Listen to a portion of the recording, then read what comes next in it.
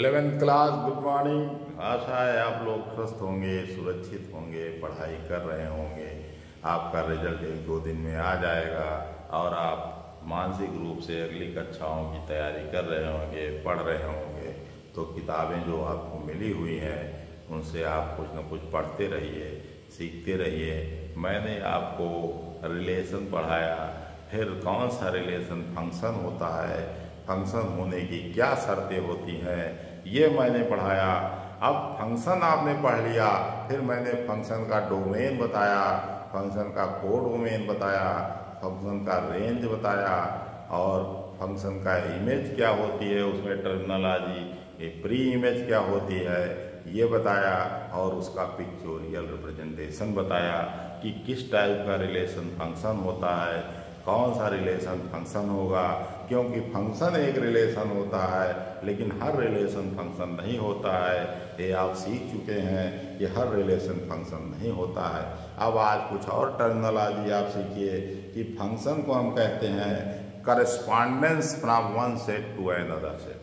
Function को क्या कहते हैं? Correspondence from one set to another set. तो ऐसा भी कहते हैं फंक्शन को। फंक्शन को हम मैपिंग भी कहते हैं, मैप कहते हैं। तो ये तमाम शब्द हैं जिसको हम यूज करते हैं। मैप या मैपिंग या हिंदी में प्रतिचित्रण कहते हैं।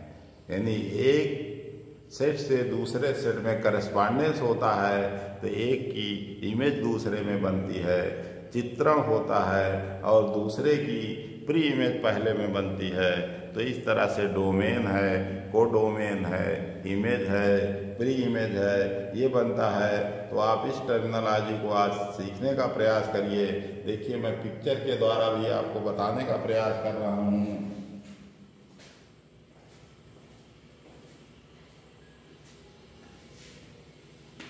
Late A and B be two non empty set.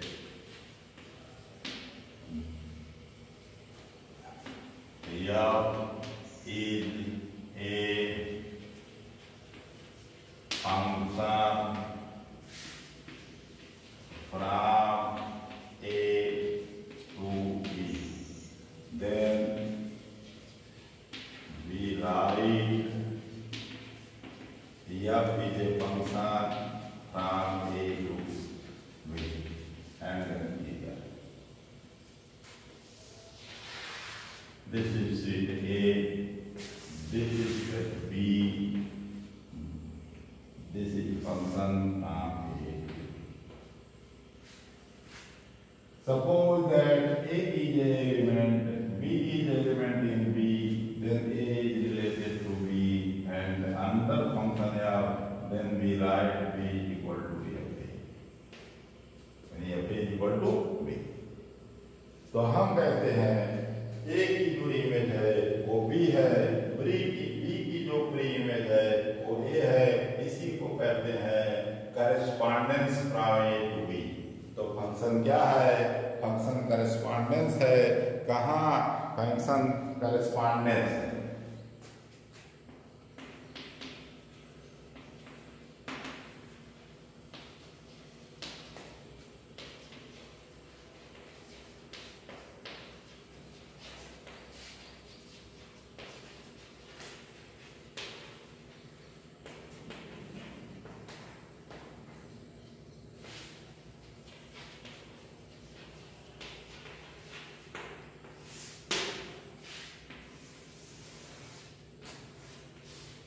एक सेट से दूसरे सेट में करस्पॉन्डेंस है। फंक्शन क्या है? करस्पॉन्डेंस है एक सेट से दूसरे सेट में। तो इस तरह से इसकी भाषा है जो उसके यूज करते हैं। कहीं अलग अलग किताबों में कहीं एफ है, जी है, एच है, एफ है, जी है, एच है, आई है, साई है। ये तमाम है सिंबल्स हैं जो फंक्शन के लिए यूज करते हैं। कोई एफ ही नहीं है, ये सब एक रिलेशन को बताते हैं और रिलेशन के बाद एक फंक्शन, हर रिलेशन फंक्शन नहीं होता है। तो फंक्शन कब बनता है ये आप जानते हैं। यानी हर इमेज जो डोमेन का है, डोमेन का हर एलिमेंट जो है सबके पास यूनिक इमेज होती है और हर इमेज जो है उससे करस्पॉन्डेंस होता है, तो हर image A equal to B के फॉर्म में आती है। तो हम ये कह सकते हैं कि अगर A एलिमेंट ऑफ A है, A एलिमेंट ऑफ A है, B एलिमेंट ऑफ B है, तो ये निश्चित है A B element of A cross B होगा और F जो होगा वो इसका फंक्शन का A क्रॉस B का सबसेट होगा। F is a function from A to B होगा, तो निश्चित है कि FA इक्वल टू B होगा। यही इस करस्पॉन्डेंस की मीनिंग है, यानी आप कह सकते हो कि B की प्री इमेज A है और A की इमेज B है। तो ये करस्पॉन्डेंस का मतलब है, इसको आप समझिए। यानी अब आपको पढ़ने के लिए, समझने के लिए ये समझना जरूरी है कि सेट जो होता है किस पर वो डिफाइन है, फंक्शन हमारा किस तरह के फैमिली पर डिफाइन है और फंक्शन की हमारी शर्त क्या है। अगर सेट फाइनाइट सेट है तो हमारे जो फंक्शन बनेंगे वो फाइनाइट बनेंगे। अगर सेट इनफाइनाइट है तो शर्तों के अनुसार हमारा फंक्शन क्या बनेगा वो उसके अनुसार डिपेंड करता है। ठीक है, तो इस तरह से आइए आप देखिए कि कैसे और आगे चलते हैं और सीखते हैं। आइए आगे देखिए, जब आप ये सीख लेते हैं कि फंक्शन जो है 1-1 करस्पॉन्डेंस है, सॉरी फंक्शन जो है वो एक सेट से दूसरे सेट में करस्पॉन्डेंस है, तो कैसे उसका इमेज बनती है, कैसे प्री इमेज बनती है। आप ये भी जानते हैं कि ए का जो हमारा डोमेन है, डोमेन का हर एलिमेंट के पास यूनिक इमेज होती है। तब आपको सीखना है कि कितने फंक्शंस बन सकते हैं। तो ये कह रहे हैं कि अगर number of element of A is equal to P हो, number of element is equal to Q हो, तो हमारा जो नंबर ऑफ एलिमेंट जो हमारे फंक्शन बनेंगे वो हमारे कितने बनेंगे, हमारे करस्पॉन्डेंस कितने होंगे। तो हम ये कहेंगे कि जो इसका एलिमेंट है उसके सब एलिमेंट के पास यूनिक इमेज होगी। तो कितनी इमेज हो सकती है ये समझना है। तो हर एलिमेंट के पास Q इमेज हो सकती है भाई, वो हो सकता है 1 होगी या 2 होगा या 3 होगा या 4। अगर आप एलिमेंट को करो तो कोई भी एलिमेंट उसका इमेज हो सकता है। तो जो हमारे संभावित नंबर ऑफ फंक्शंस है वो हम कैसे कैलकुलेट करेंगे, इस चीज को आप समझिए, समझने का प्रयास करिए। तो हम कह रहे हैं number of functions is equal to number of functions कितने बनेंगे ए से बी में। अगर ए के एलिमेंट हमारे P हैं, B के एलिमेंट हमारे Q हैं, हमारे फंक्शंस कितने बनेंगे ये आपको समझना है, यही आपको सीखना है। तो आइए देखिए क्या बनता है।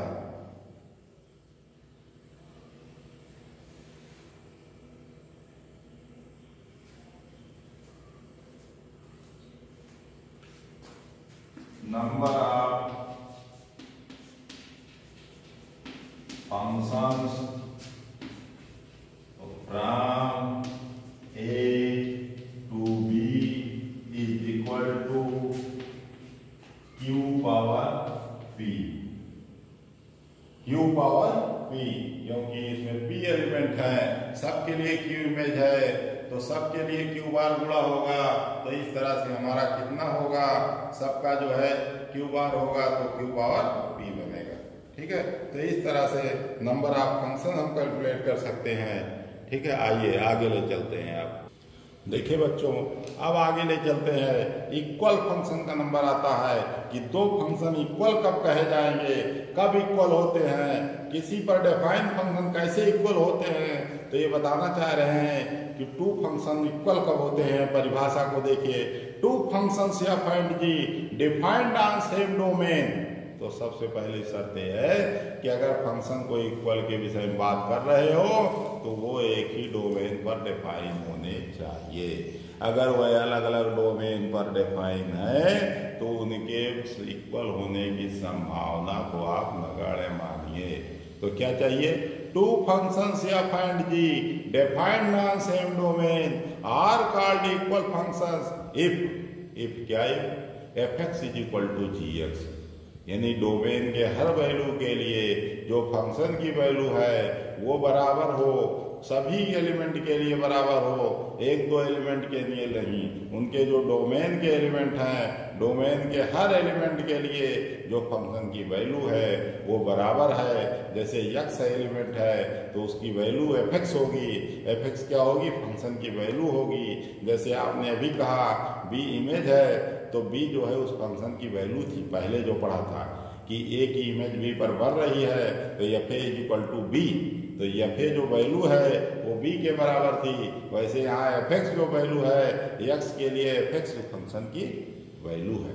तो इस बात को आप समझने का प्रयास करिए कि जो वैल्यू है वो अगर बराबर है हर डोमेन के हर एलिमेंट के लिए, दोनों डोमेन सेम हो और हर एलिमेंट के लिए अगर वैल्यू बराबर है तो हम दो फंक्शन को कहेंगे कि ये दोनों फंक्शन बराबर हैं।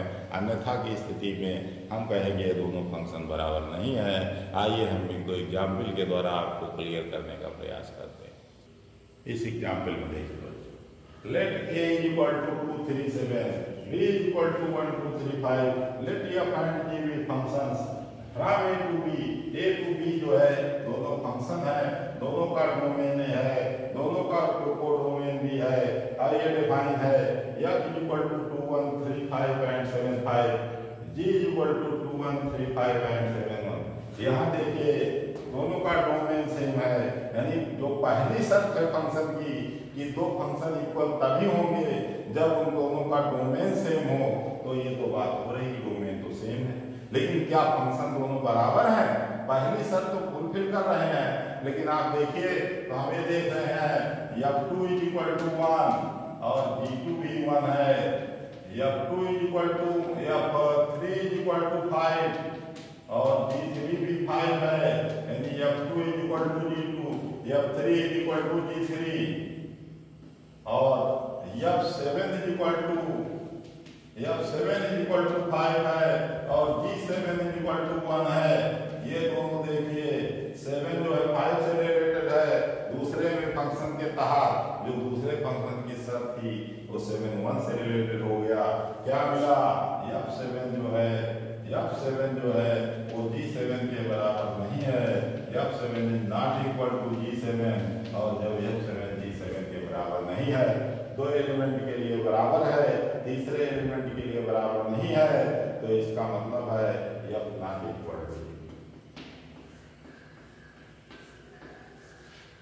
तो ये हमारी परिभाषा है कि डोमेन दोनों का सेम हो, तो डोमेन तो सेम था, लेकिन ये भी लिखा गया है कि डोमेन के हर एलिमेंट के लिए जब फंक्शन की वैल्यू बराबर हो वह फंक्शन बराबर होंगे, अन्यथा की स्थिति में फंक्शन बराबर नहीं होंगे।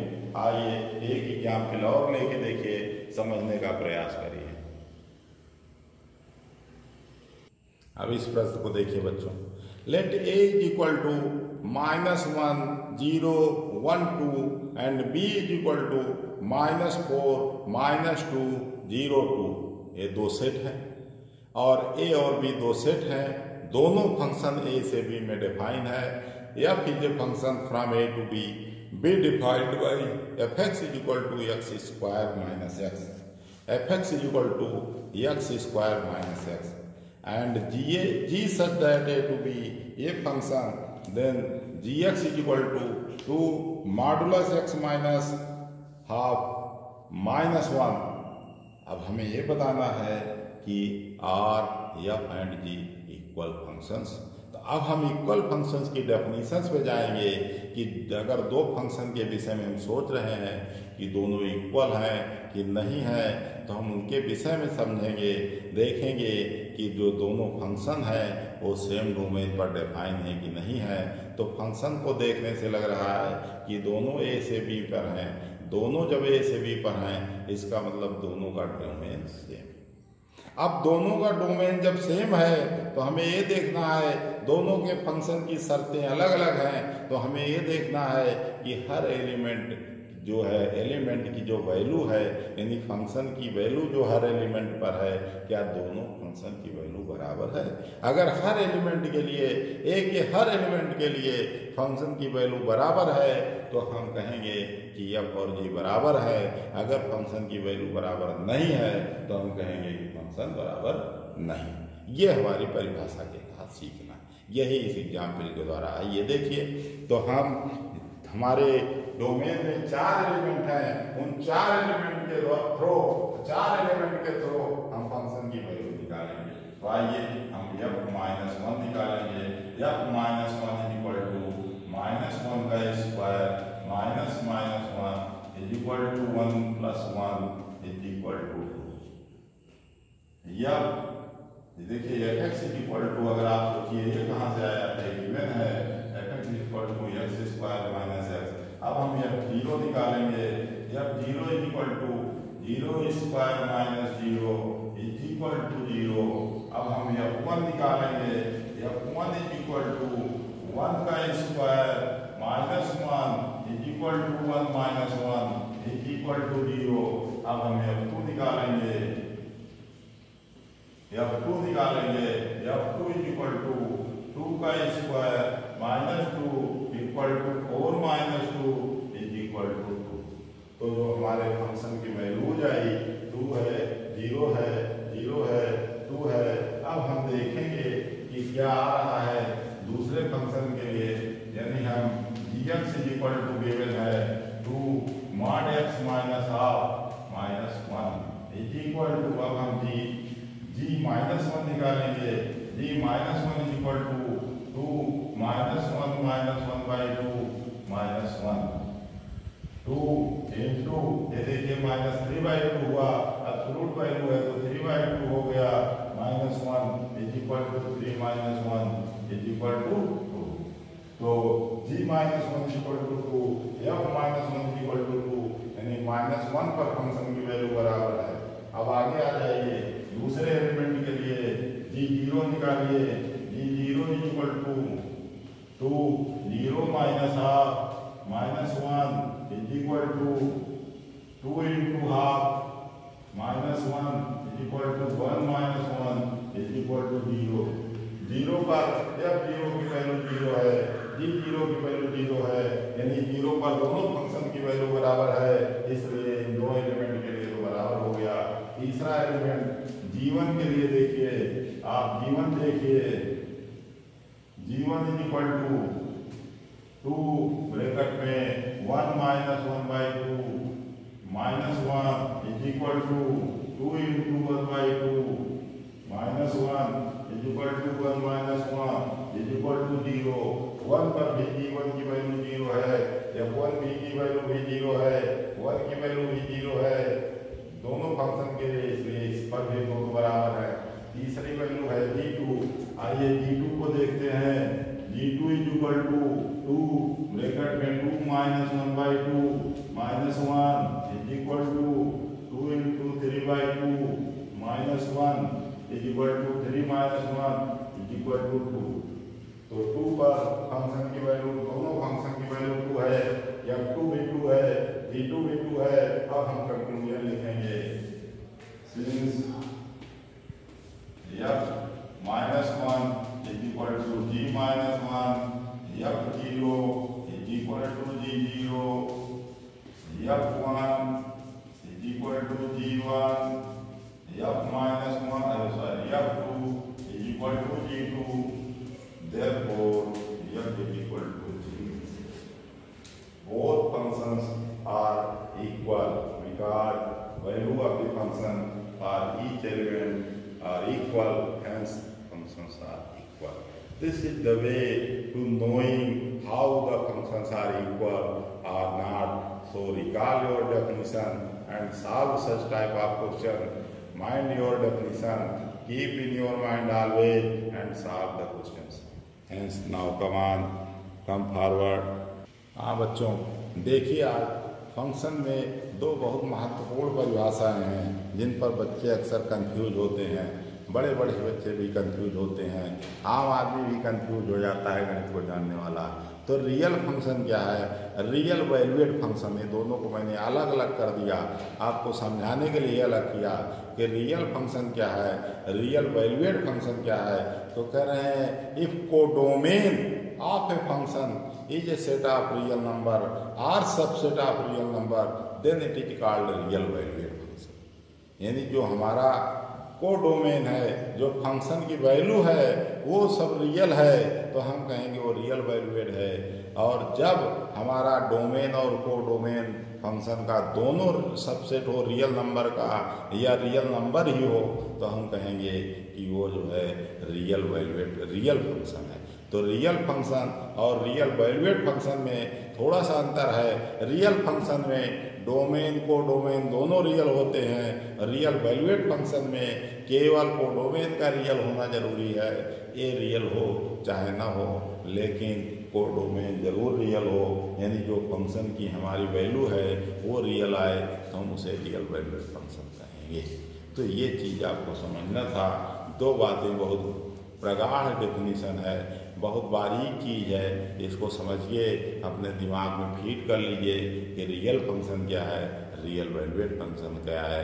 आज यहीं तक रहने दीजिए, कल हम और आगे आपको ले चलेंगे। धन्यवाद।